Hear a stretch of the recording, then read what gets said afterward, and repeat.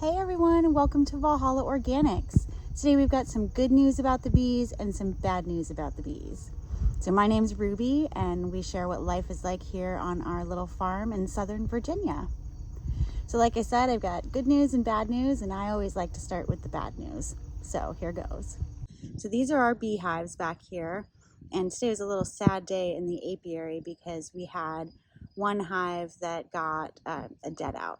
So the queen died and the hive basically collapsed. They weren't able to make themselves a new queen, and so they unfortunately perished. Now when that happens, a bunch of invaders take over the hive because there aren't any bees left to defend it, or there's only a small amount of bees left, and they get overwhelmed by small hive beetles and wax moths. So I basically just took apart that whole hive, and all of the parts of it are in the freezer. So any of those little baby larvae, wax moths, or small hive beetles will be frozen and dead. I'm just heading back down to the apiary because I'm a little bit of a space cadet and I forgot to turn the fence back on. So I've got to do that real quick. But I have some great news. I took a honey harvest today, so we will have honey available for you guys this fall.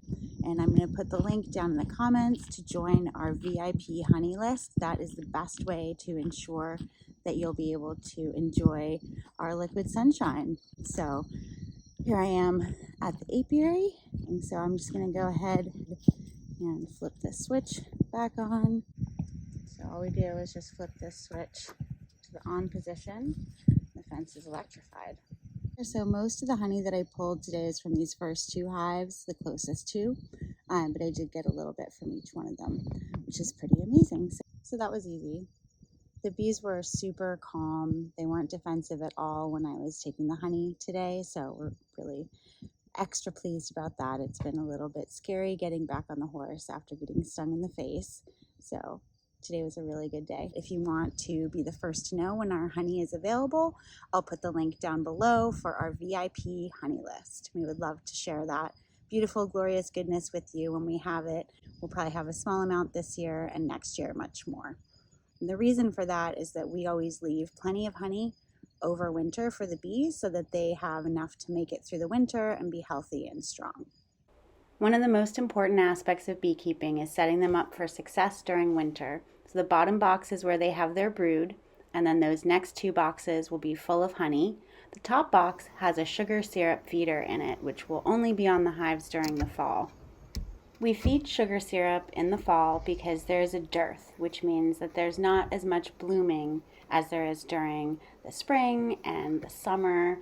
So we want to make sure that they have a source that they can be collecting from and storing for winter. And here's what it looks like when I refill those sugar syrup feeders.